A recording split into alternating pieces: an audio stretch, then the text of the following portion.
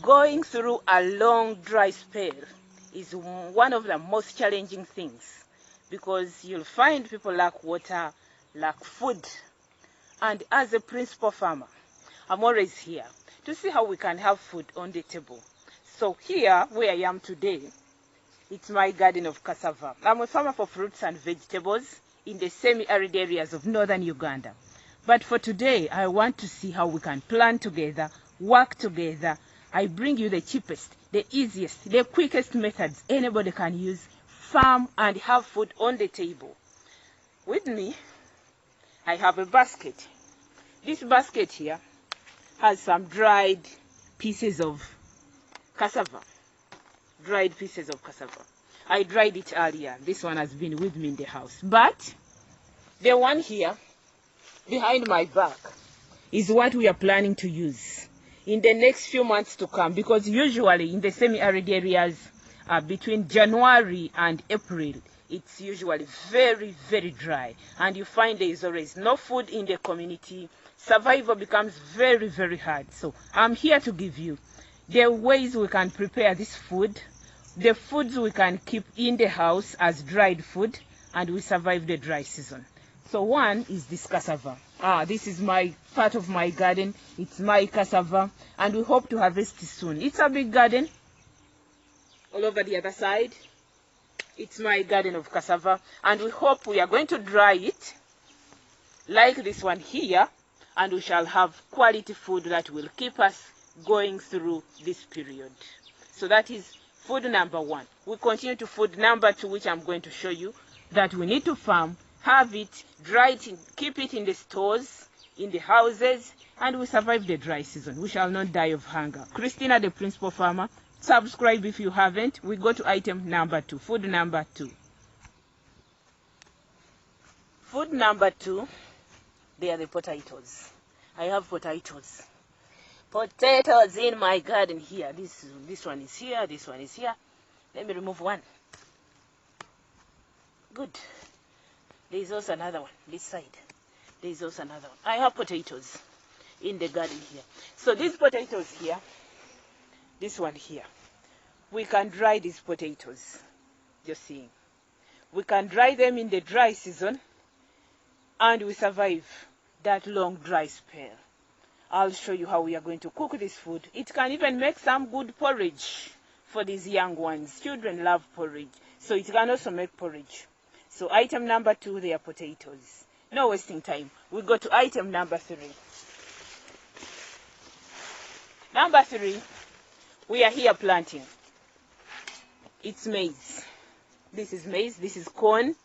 I harvested it since some time back. So we are planting. When you look in my background all over here, we are planting. All this part we have cleaned. We are planting maize. We are planting ground nuts.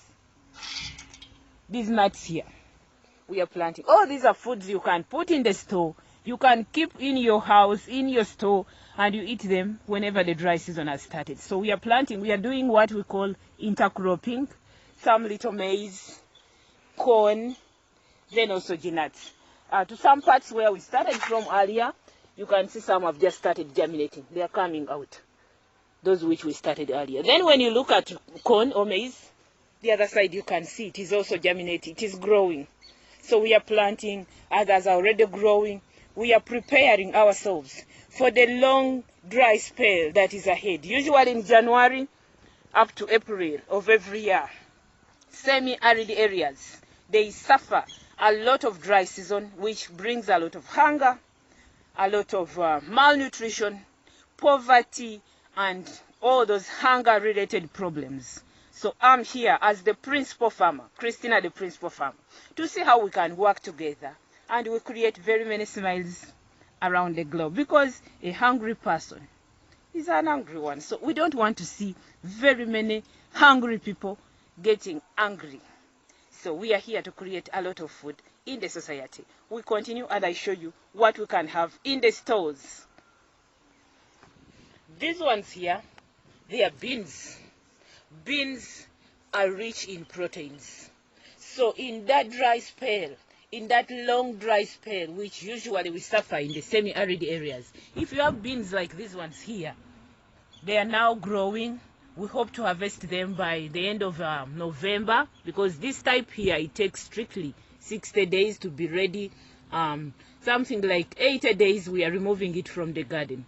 So if by that time we have already harvested them and they are in the stores, we hope we shall have enough food to keep us going. So this is item number 5, because I've already shown you the cassava, the potatoes, the maize. Now we went to the nuts, the ground nuts. Then this is item number 5. They are the beans, rich in protein. So even if it is the dry season, we shall not suffer with malnutrition, because these ones are rich in proteins.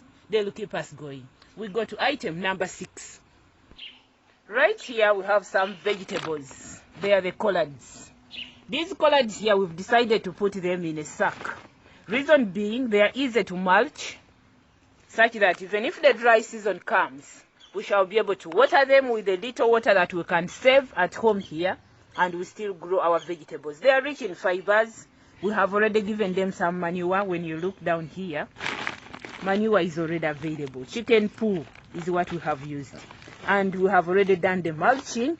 So we hope this rain, as it is continuing to pour, we shall have a lot of vegetables which are rich in fibers which are good for digestive system. So even if we are going to be eating dry foods, the maize, the dried cassava, the potatoes, these greens here, the vegetables which we have planted here, they are going to help us to stay having a healthy diet.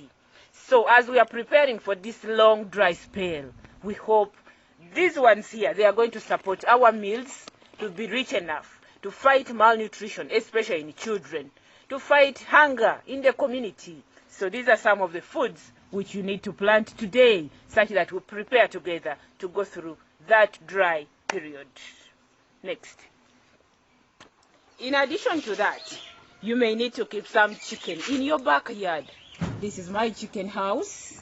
I keep some little chicken, at least to spice up the food that we are going to be eating in the dry season. So I'm going to take you to my chicken house. Subscribe if you haven't, because I always bring the cheapest, the easiest, the quickest means anybody can use, farm and have food on the table. So keep some chicken to support the diet that we are going to have in the dry season. So come, let's move together.